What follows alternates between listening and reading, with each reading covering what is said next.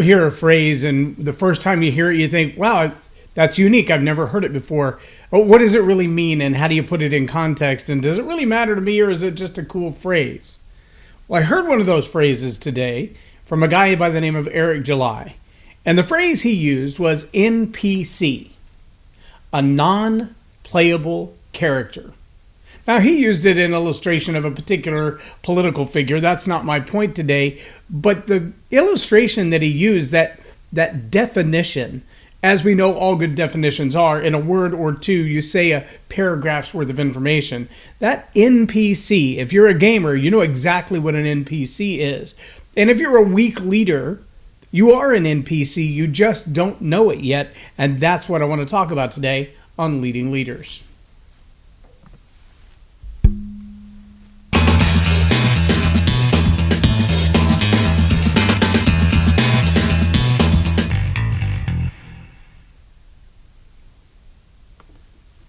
I'm J Loren Norris with Leading Leaders Podcast. And in case you're curious like I was, what in the world is an NPC, a non-playable character? After I kind of got to watching it, it made good sense. And I thought to myself, I know a lot of leaders who are NPCs, and they may be NPCs unintentionally, meaning they don't know that that's what they're behaving as. A good illustration of that might be way back in the day when I was a kid. There was a movie called War Games. And in War Games, there was a computer that loved to play tic-tac-toe and chess. And this kid started playing the game, but the game's AI kept evolving this to believe that it was in charge of the world and this wasn't just a game. But the computer controlled various players within the game.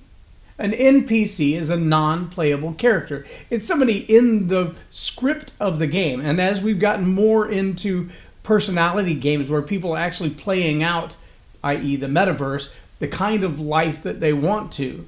Now, you would hope that in something like Grand Theft Auto or Call of Duty that those games are not the kind of life you want to live out, but they're an opportunity to live vicariously. In either one of those games, there are NPCs, meaning there are roles, there are characters, there are other opponents in the game, or maybe even allies in the game, that there is no other human controlling. They're controlled by the program. Now, how does that apply to leadership? Maybe you've been under the tutelage of, or the leadership of, or the oversight of a manager who constantly says, well, the boss says, or, well, upstairs they say, or, but corporate says, and they don't have the autonomy or the authority to make a decision at all. And see, a lot of times, that's not that they're not given the autonomy, they're not given the authority, it's that they refuse to take it. Because the minute you take authority, the minute you take responsibility for something, you get all the responsibility for it. Yeah, that's that double-edged sword, right? Individual rights, individual responsibilities. If you're going to take the liberty to do something, then you also have to be held accountable for what you've done. Leaders who are weak leaders act like NPCs, non-playable characters. They act like, they behave like, they often decide as if they have no role in this decision at all. They're just following the script. They're just doing what they're supposed to do.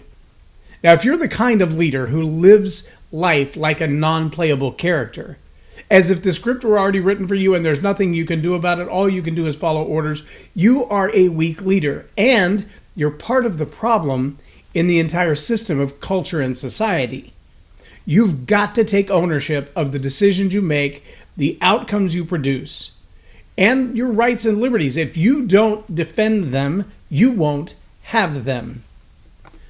Listen, leaders have to be sometimes a little bit countercultural. Sometimes they've got to go against the flow, put their foot down and go, hold on, I'm not sure that's the best idea. I mean, I see that the whole thing seems to be moving in that flow, but the more I think about it, the more I think, no, that's not a good idea. We need to do something differently than that. A good leader is able to do that, taking their own autonomy, taking their own liberties, and holding themselves accountable, being responsible for the outcomes that they produce. A non-playable character, on the other hand, only knows how to follow the script. They can't do anything else. They're caught up in the program. And now maybe you think of the movie Matrix when I talk about that. Then all these people who all they could do is what was written into the program. They only know the reality that they're told. Well, that's true for a lot of people. There are a lot of people that are caught up in a culture of whether it's the welfare state or it's whatever kind of educational process, the expectations that are set for them. In John Maxwell's book, Put Your Dream to the Test, he asked the question, is the life you're living your dream, or is that someone else's dream for you? How many of you grew up with somebody who said, well, I'm going to be a doctor because everybody in my family is a doctor, or I have to go to college because our culture expects that everybody my age goes to college, or I'm going to get a job in the family business because the family business couldn't run without me. See, some of those are just scripts that are already written, maybe by parents, by grandparents, maybe by multiple generations. A leader has the ability to say, that's not the future I want for myself. That's not the direction that I'm going. I have ideas of my own. And I believe those ideas are valuable in society and valuable to culture. And I'm going to pursue them and I'm going to invest in them. And I'm going to take responsibility for the outcome created by the decisions that I've made, by the choices that I've made. I'm going to take action. I'm not going to be apathetic and passive and wait for life to happen to me. I'm going to do something about this. But I also know that that will come with consequences. Again, this show is not generally about politics, but when you talk about leadership and politics are almost inextricable. Good politicians are good leaders, but bad politicians are weak leaders, and weak leaders become bad politicians. But my real point is that when we look at leadership as a non-playable character, when we get into roles where we just go along with the flow, we do what everybody else is doing, we do what we're told, that kind of compliance at any level of leadership, managing 5 people, running a household, running a government, leading an entire state or nation, at any one of those levels, if you find yourself caught up in the fact that the only decisions you can make are, well, the ones you're told to make, then you're a non-playable character. You're just reading the script. You're just following the orders you've been given. It's time as a leader to stand up, to make the tough decisions. It's time to take your own lumps, if you will, when you take accountability and responsibility for the decisions that you make.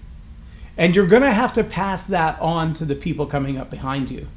Because there are leaders that are following you right now, people who are watching you, maybe from close by, maybe from a distance. And they're asking the question, are you willing to ask the tough questions? Are you willing to push back against the system? Are you willing to make the tough decisions and face the consequences for them? And if the answer is no, are they learning then to lead like you lead because people do what people see? Or are they learning that you're a weak leader and they're going to have to lead in a different way? I don't know the answer to that question because I don't know who you lead, who you mentor, who you influence. But I can tell you that weak leaders produce weak leaders. There's an old adage that says that tough people produce easy times, and easy times produce weak people, and weak people produce tough times, and then we start the cycle all over again. That's not where we want to be. A non-playable character tends to follow the script, get caught up in exactly what the lingo, the narrative, the expectations of society and culture are, and they only do what they're told because that's what they know. I want to challenge you as a leader to break that mold. If you have found yourself in a place where as a leader you can only do what you're told, and I'm not talking about bucking authority for the sense of bucking authority, and I'm not talking about not being under authority.